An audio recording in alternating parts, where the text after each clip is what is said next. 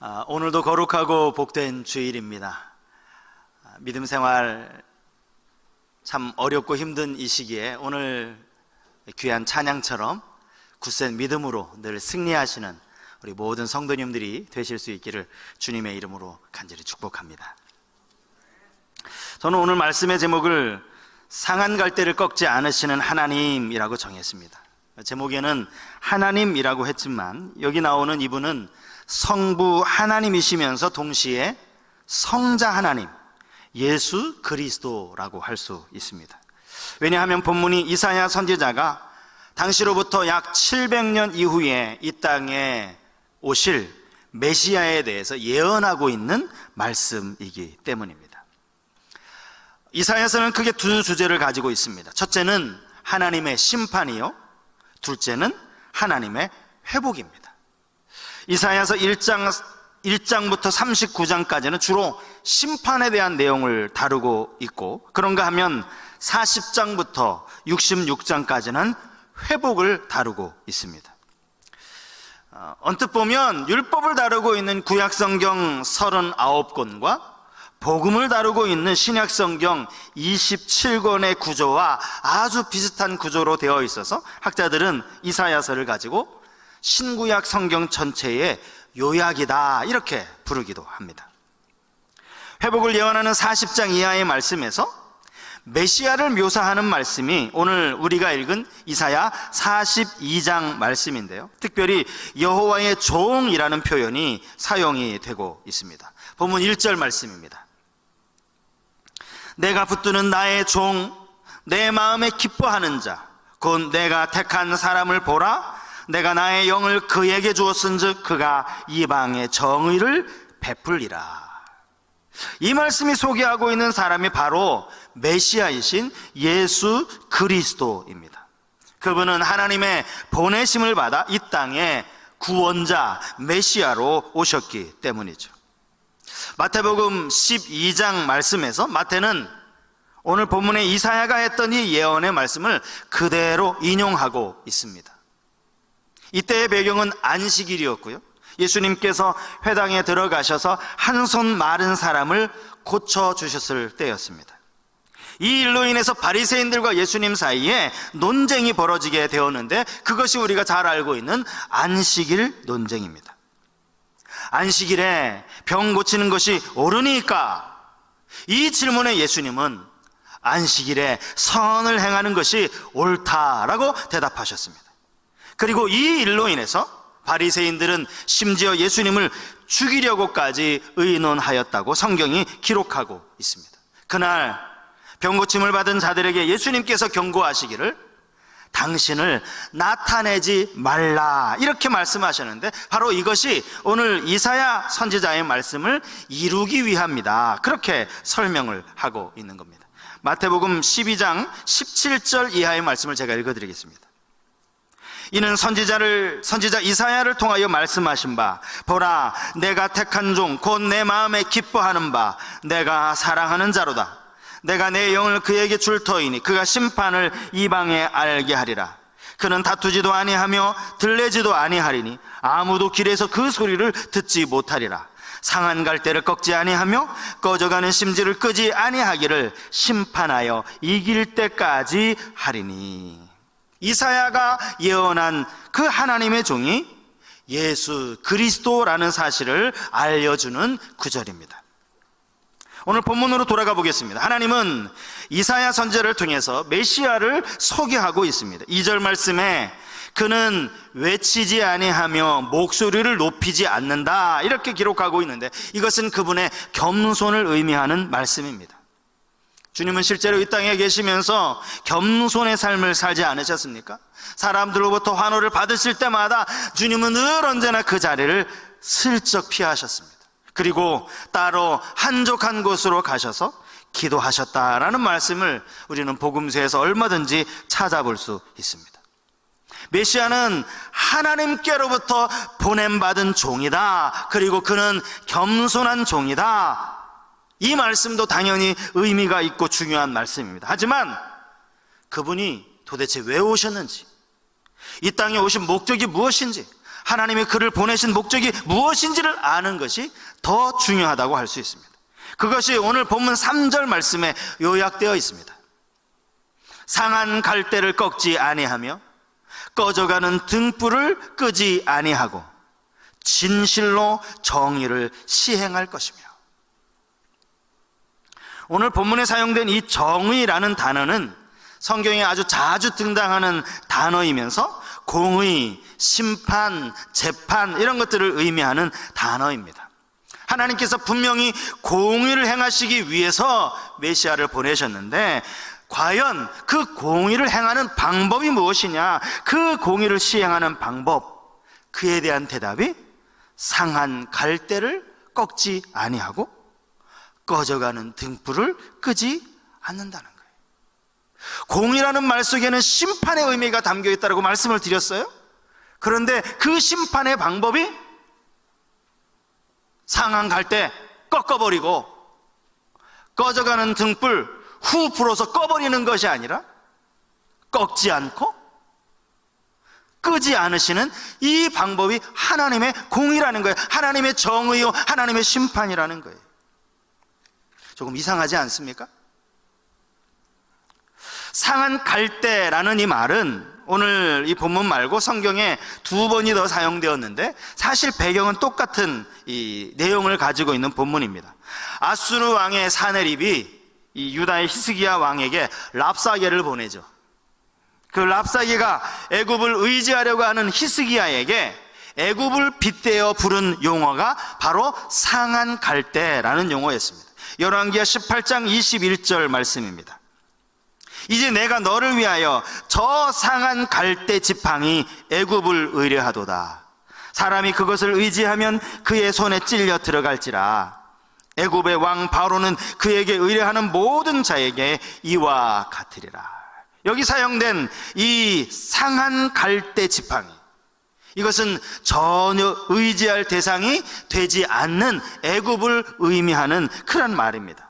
여러분, 갈대로 만든 지팡이에 어떻게 사람이 자기 몸을 의지할 수 있겠습니까? 그것도 상한 갈대로 만들어진 지팡이라면 뭐 말할 필요가 없는 것 아닙니까? 애굽을 갈대로 비유하는 이유는 그 땅에 갈대가 참 많았기 때문입니다. 특별히 이 나일강 유역에는 갈대가 상당히 많았다고 합니다. 그래서 성경에 이 갈대라는 단어가 가장 먼저 나오는 것이 출애굽기입니다. 여러분 잘 아시는 내용입니다. 이스라엘 백성들이 애굽에서 종살이를 하고 있을 때 이스라엘 백성 가운데 한 사내 아이가 태어나게 됩니다. 바로의 명령에 의하면 그 사내 아이는 반드시 죽여야만 합니다.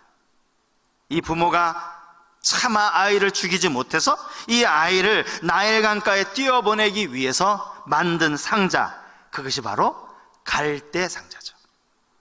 출애굽기 2장 3절과 4절 말씀에 이렇게 기록되어져 있습니다. 더 숨길 수 없게 되매 그를 위하여 갈대 상자를 가져다가 역청과 나무진을 친하고 아기를 거기 담아 나일강가 갈대 사이에 두고 그의 누이가 어떻게 되는지를 알려고 멀리 섰더니, 바로의 딸이 그 갈대 상자를 보고 그 속에 아이를 건져냈죠. 그래서 아이의 이름이 모세가 된 것 아닙니까? 본문에 기록되어져 있는 이 갈대 상자는 사실은 우리가 알고 있는 갈대와는 조금 다릅니다. 다른 번역 성경을 보면 여기 파피루스 상자 이렇게 번역이 된 것을 우리가 볼 수 있습니다. 파피루스, 인류 최초의 종이가 바로 이 파피루스 식물에서 시작되지 않았습니까? 우리가 종이라고 부르는 영어로 페이퍼, 이것이 바로 이 파피루스에서 나온 시작된 단어입니다. 또 파피루스는 그리스어로 비블로스 이렇게 불렸는데요, 이 비블로스가 하나님의 말씀인 성경, 영어로 바이블, 이 바이블의 어원도 바로 이 비블로스, 파피루스에서 나왔다는 거예요. 왜냐하면 최초의 성경이 이 파피루스에 기록이 되어졌기 때문이죠. 출애굽기 2장 3절의 후반부에 갈대라는 단어가 또 한 번 나옵니다. 나일강가 갈대 사이에 두고, 여기 나오는 이 갈대가 우리가 알고 있는, 우리가 상식적으로 알고 있는 그 갈대, 물에서 자라나는 그 갈대 풀을 의미하는 단어입니다. 갈대, 상한 갈대. 프랑스의 유명한 사상가 파스칼이 인간을 갈대에 비유했죠. 이 방세에 기록된 그의 유명한 말이 이것입니다. 인간은 자연 가운데서 가장 약한 하나의 갈대에 불과하다. 그러나 그것은 생각하는 갈대이다. 겉으로 보기에 이리저리 흔들리는 연약한 존재인 것 같지만 그냥 갈대가 아니라 생각하는 갈대라는 이 말은 사람이 이 생각하는 능력을 가지고 있기 때문에 결코 약하지 않고 오히려 강하다, 위대하다라는 것을 강조하는 말이기도 합니다. 하지만 오늘 이사야 42장에 기록된 갈대는 그냥 갈대가 아닙니다. 상한 갈대입니다. 이 단어를 원어적인 의미로 찾아보니까 이 원어적인 의미를 그대로 살려서 번역을 하면 눌러서 뭉개진 갈대, 부러진 갈대, 이렇게 말할 수 있습니다. 이사야가 이러한 표현을 사용한 것은요, 당시 흔히 볼 수 있었던 이 갈대 피리를 연상했기 때문이라고 합니다. 목자들이 들에서 이제 양을 치는 동안 참 얼마나 외롭고 쓸쓸합니까? 그래서 그 외로움을 달래기 위해서 그 주위에 있는 갈대 풀을 잘라다가 그것을 가지고 만들어서 불었던 것이 이 갈대 피리라는 것입니다. 이스라엘의 갈대가 흔한 것처럼 갈대 줄기를 잘라서 만드는 이 갈대 피리 역시 얼마든지 쉽게 만들 수 있는 그런 피리였습니다. 갈대가 우리가 아는 것처럼 그 자체가 너무나 약하고 여리기 때문에 금방 물러지거나 뭉개지거나 부러지는 경우가 있지 않습니까? 이제는 더 이상 아무리 불어도 피리 소리가 나지 않는 거예요. 여러분, 그러면 목동이 그 갈대피리를 어떻게 하겠어요? 버려버리죠. 부러진 아무런 소리도 나지 않는 그 갈대피리를 뭐하러 들고 있겠습니까? 버려버리는 거예요. 아무렇지도 않게 꺾어서 버리고 다시 주위에 있는 갈대를 꺾어서 또 갈대피리를 새로 만들면 그만입니다. 주위에 온통 갈대가 흔하게 널려 있었기 때문이죠. 그런데 본문은 하나님께서 뭐라고 말씀하시는 겁니까? 그렇게 상하고 부러진 그 갈대라도 내가 그것을 꺾지 않겠다라고 말씀하시는 거예요. 당시로서는 도무지 이해할 수 없는 그런 말씀이었을 겁니다. 그렇기 때문에 이 말씀 속에는 너무나도 깊은 뜻이 담겨져 있고 우리에게 주시는 교훈이 담겨져 있다는 거예요. 먼저는 우리 모두가 갈대와 같은 존재라는 사실을 우리는 알아야 됩니다. 그것도 상한 갈대입니다. 오늘 본문에서 비유로 말씀하시는 이 상한 갈대라든지 꺼져가는 등불이라든지 이런 것들이 사실 다 비슷한 의미를 가지고 있는 것 아닙니까? 학자들 중에는요, 이 상한 갈대를 가리켜서 사회적인 낙오자를 의미하는 것이다, 이렇게 해석하는 분들이 있습니다. 예를 들면 직장에서 해고를 당해서 실직을 하게 된 가장이라든지 입시에 떨어진 수험생이라든지 여러 번 문을 두드려 보지만 아직까지 취업의 문을 통과하지 못한 청년들을 의미할 때 상한 갈대다, 이렇게 말할 수 있다는 거예요. 인생이 내가 세운 계획대로 되어지지 않을 때, 최선을 다해 준비한 결과가 결국 실패로 다가왔을 때 그 심령은 그야말로 상한 갈대와도 같은 심령일 겁니다. 틀린 말은 아닐 겁니다. 더구나 요즘 같은 이 코로나 시대에 우리 주위에 이 상한 갈대와 같은 모습으로 살아가는 분들이 얼마나 많이 있는지 모릅니다. 그런데 여러분, 오늘 본문의 앞뒤 문맥을 잘 비교해서 살펴보면 하나님이 말씀하시는 오늘 본문의 이 상한 갈대는요, 죄로 인해 절망에 빠져 있는 인간들을 의미하는 말씀이라는 거예요. 왜냐하면 이사야 42장에 기록되어져 있는 이 메시아의 궁극적인 사역이 죄와 사망으로부터 영원한 구원을 베푸시는 그러한 사역이기 때문이죠. 어찌 보면 우리는 상황적으로나 환경적으로나 또 영적으로나 상한 갈대와 같다라고 말할 수 있을 겁니다. 여러분, 우리 눈으로 확인할 수 있는 이 갈대의 특징이 뭡니까? 끊임없이 흔들린다는 거죠. 가늘고 길게 뻗어 있는 이 갈대 줄기는요, 조그만 바람만 불어도 너무나 심하게 흔들리고 마는 것입니다. 흔들린다는 것은 연약한다는 것을 의미하는 것 아니겠습니까? 저는 요즘 이 코로나19 시대를 보면서, 바이러스를 보면서 하나님께서 우리 인간의 연약함을 너무나도 적나라하게 드러내 보여주셨구나, 어느 누구도 부인할 수 없도록 하나님이 그렇게 이 시대 모든 사람들에게 보여주시는구나, 그런 생각을 하게 됩니다. 여러분, 사람이 조심해야 할 가장 무서운 죄가 교만이라는 거, 여러분 다 알고 계실 겁니다. 교만이라는 죄가 진짜 무서운 죄예요. 왜냐하면요, 이 교만이 들어오면 내가 얼마나 연약한 존재인지를 망각하게 되는 거예요. 내가 연약한 존재라는 것을 잊어버리게 만들기 때문에 이 교만이 무서운 죄라는 거예요. 세상에서 조금만 잘 나가면 사람들은 자신이 연약한 존재라는 사실을 이내 잊어버립니다.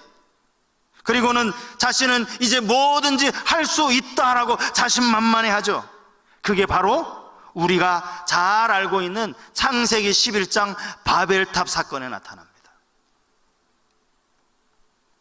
여러분, 바벨탑 사건 이전에 어떤 내용이 성경에 기록되어져 있는 줄 아십니까? 바벨탑 쌓는 사건이 창세기 11장 말씀이고요, 창세기 10장은요 노아의 족보 이야기가 나옵니다. 이 이야기는 이미 하나님께서 온 세상을 물로 심판하시고 노아의 8 식구들만 남겨두신 이후에 그들을 다시 회복시키시고 다시 번성하셨다는 그러한 말씀이 창세기 10장 말씀이에요.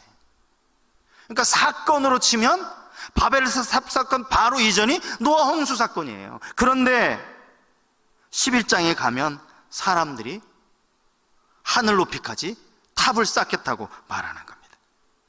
무서운 홍수 심판 앞에 인간이 할 수 있는 것이 아무것도 없었다는 사실을 그들의 조상들이 경험했건만 시간이 지나고 나니까 또다시 교만해진 거예요. 잊어버린 겁니다. 창세기 11장 4절 말씀은 이렇게 되어 있습니다. 또 말하되 자, 성읍과 탑을 건설하여 그 탑 꼭대기를 하늘에 닿게 하여 우리 이름을 내고 온 지면에 흩어짐을 면하자 하였더니, 하늘의 이름을 내자, 그리고 흩어짐을 면하자. 여러분, 하지만 그들의 그 교만의 결과가 어떻게 되었습니까? 하나님이 저들의 언어를 흩어버리셨어요. 공사가 중단된 겁니다. 더 이상 일이 진척이 안 되는 거예요. 말이 안 통하니까. 그리고 9절 맨 마지막 절에 보면 문장이 이렇게 끝나고 있어요. 여호와께서 거기서 그들을 온 지면에 흩으셨더라. 저들은 흩어짐을 면하자 그랬습니다. 그런데 하나님은 저들을 흩으셨더라. 결국은 하나님이 흩으시면 흩어지는 거예요. 이것이 인간의 연약함입니다. 이것이 인간의 연약함을 인정하지 못하는 가장 무서운 죄, 바로 교만이라는 거예요. 우리 모두는 갈대에 불과합니다. 게다가 이런저런 많은 일로 너무나도 많은 상처를 가지고 살아가는 갈대입니다. 영국의 유명한 청교도 가운데 리차드 십스라고 하는 아주 유명한 분이 있어요. 이분이 마태복음 12장에 나오는 이 상한 갈대와 꺼져가는 심지에 대해서 이렇게 설명을 했습니다. 여기 나와 있는 이 상한 갈대와 꺼져가는 심지는 영적으로 가난하고 고통당하는 사람들의 상태라는 것입니다. 특별히 그 중에서 상한 갈대는 시련을 통해 자신들의 죄를 직면하게 된 사람들을 가리키는 말이라는 거예요. 우리를 가장 병들게 하는 것이 사실은 이 죄라는 사실을 강조하는 겁니다. 모든 인간이 가지고 있는 이 죄성은 자기 자신만 상하게 하는 것이 아닙니다. 내 안에 있는 상함이요, 다른 사람들에게까지 상처를 주는 거예요. 상처를 가지고 있는 사람이 상처를 주게 되는 거예요. 어쩔 수 없는 겁니다. 그렇게 더 이상 회생이 불가능하다고 느낄 만큼 상한 갈대, 부러져 버린 갈대, 뭉개져 버린 그런 갈대가 되었다는 사실입니다. 죄를 지으며 살아가는 이 땅의 모든 사람들은 상한 갈대라는 이 사실을 여러분 꼭 기억하실 수 있길 바랍니다. 저도 상한 갈대고 여러분들도 모두 상한 갈대입니다. 겉으로는 조금 센 척하고 아닌 척하고, 하지만 그 내면을 들여다보면 상처로 온통 얼룩져 있는 그런 상한 갈대에 지나지 않는다는 거예요. 내가 상한 갈대라는 사실을 인정하는 것이 먼저입니다. 그리고 그 다음에 기억해야 할 것이 있는데 바로 우리 주님의 긍휼입니다. 우리 주님의 긍휼. 내 안에 상처가 많다고 해서 나는 이제 쓸모없이 버려지는 존재라고 낙심할 필요가 전혀 없다는 걸, 왜냐하면 주님께서 그것을 꺾지 않겠다고 말씀하고 있기 때문이죠. 웬만한 사람들 같으면 당장이라도 꺾어버리고 말았을 겁니다.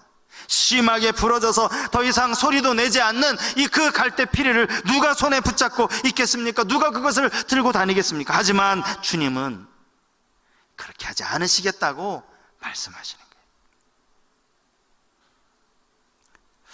구약에는 수많은 메시아에 대한 예언의 말씀이 있고요, 신약에는 실제로 이 땅에 오셔서 주님이 행하신 참 많은 메시아로서의 사역들이 기록이 되어져 있습니다. 그 많은 말씀들 중에서 이번 한 주간 제 마음에 가장 와닿았던 구절이 바로 오늘 본문 말씀이었습니다. 그분이 우리 상한 마음을 위로하신다는 거예요. 우리를 결코 꺾지 않으신다는 거예요. 우리를 끄지 않으신다는 거예요. 긍휼을 베풀어 주신다는 거예요. 다시 기회를 주신다는 것입니다. 이런 생각을 하고 성경을 가만히 묵상하는데요, 예수님께서 실제로 공생의 기간 동안 이런 상한 갈대와도 같은 사람을 일부러 찾아가셨다는 사실을 제가 다시 한번 깨닫게 되었습니다. 그 대표적인 경우가 바로 요한복음 4장에 나오는 수가성 여인입니다. 수가성 여인. 아시는 것처럼 이 여인은 동네에서도 얼굴을 들고 다니지 못하는 그런 부끄러운 여인이었습니다. 남편이 5명이나 되었을 뿐만 아니라 지금 있는 그 남편과도 원만한 관계를 맺지 못하고 있는 그런 여자였습니다. 게다가 이 여자는 지금 사마리아에 살고 있었습니다. 한번 생각해 보십시오. 당시 유대인들의 원칙과 유대인들의 습관대로라면 아무리 가는 길이 급하더라도 사마리아를 통과해서 가지 않습니다. 조금 돌더라도, 시간이 좀 지체되더라도, 약속 시간에 좀 늦더라도 사마리아를 삥 돌아서 갑니다. 그렇게 해서라도 사마리아 땅은 밟고 싶지 않다는 거죠. 그런데 예수님은요, 사마리아 지역을 그대로 통과하셨습니다. 제자들에게 오늘 만날 사람이 시간이 너무 빠듯하니까 오늘은 어쩔 수 없이 오늘 한 번만 그냥 사마리아로 통과해서 지나가자, 그렇게 말씀하신 것이 아닙니다. 만약에 그랬더라면 예수님이 굳이 여기 수가성 우물가에 내려가실 일도 없겠죠. 아마 뒤도 돌아보지 않으시고 최대한 빨리 사마리아 지역을 통과해서 빠져나가셨을 겁니다. 예수님은 의도를 가지고 사마리아를 지나가셨어요. 의도를 가지고 수가성 우물가에 앉으셨어요. 이 부분을 제가 한번 다시 성경 말씀을 읽어드리겠습니다. 요한복음 4장 5절부터 7절까지 말씀인데요, 사마리아에 있는 수가라는 동네에 이르시니 야곱이 그 아들 요셉에게 준 땅이 가깝고 거기 또 야곱의 우물이 있더라. 예수께서 길 가시다가 피곤하여 우물 곁에 그대로 앉으시니 때가 6시쯤 되었더라. 사마리아 여자 한 사람이 물을 기르러 왔음에 예수께서 물을 좀 달라 하시니 여러분, 우리에게 얼마나 익숙한 말씀입니까? 근데 제가 이 본문을 참 익숙하다라고 하면서 제가 지금까지 잘못 알고 있었던 내용이 있었어요. 저는 지금까지요, 예수님이 수가성 우물에 내려가셨을 때 마침 거기에서 사마리아 여인이 물을 깃고 있었고, 그래서 예수님이 잘 됐다 싶어서 그 여인에게 물 좀 달라고 그렇게 요구하신 걸로 그렇게 알고 있었어요. 그런데 성경을 가만히 보니까 그게 아니었습니다. 예수님이 우물가에 내려가신 그 시간에 우물가에는 아무도 없었어요. 생각하기에 아무도 없었으면, 예수님이 목마르셔서 내려가셨으면 당신이 물 떠서 마시고 다른 곳으로 가시면, 제자들이 있는 곳으로 가시면 되는 일 아닙니까? 그런데 예수님은 거기 앉아서 이 여인을 기다리신 거예요. 이 여인을 기다리신 겁니다. 예수님은 이 여인이 올 때까지 우물에서 기다리셨습니다. 상한 갈대와도 같은 이 여인을 만나기 위해서 예수님은 그 자리에 기다리고 계셨던 겁니다. 내가 주는 물을 마시는 자는 영원히 목마르지 아니하리라. 생수가 되시는 그 예수 그리스도를 보여주시기 위해서 예수님은 기다리셨어요. 예수님은 찾아가셨고 그 여인이 아직 오지 않았으니까 그를 기다리셨어요. 그의 인생이 완전히 변화되기까지 예수님은 목마름을 참고 거기서 기다리고 계셨다는 사실. 이런저런 일로 마음이 상하고 무엇보다도 죄로 인해 고통을 겪고 있다면 이 시간 우리에게 찾아오시는 주님, 우리를 만나주시려고 우물가에서 기다리시는 그 주님을 바라보실 수 있길 바랍니다. 십자가에 당신의 몸이 찢기시기까지 우리를 고치시고 회복시키시는 그 은혜와 사랑을 이번 한 주간 깊이 묵상하면서 보내실 수 있으면 좋겠습니다. 하나님은 우리를 아십니다. 하나님은 우리를 이해하십니다. 하나님은 우리의 상한 갈대와도 같은 우리의 처지를 아십니다. 그래서 하나님은 우리를 위로하기 원하십니다. 하나님은 이제 우리로 하여금 다시금 소망을 품게 하기를 원하십니다. 그 하나님을 의지하는 믿음으로 이번 한 주간도 주님을 바라보며 승리하는 저와 여러분이 될 수 있기를 간절히 축복합니다. 지금 말씀을 생각하면서 우리 이 찬양 한번 같이 불렀으면 좋겠습니다. 가사를 잘 묵상하면서 부르면 좋겠습니다.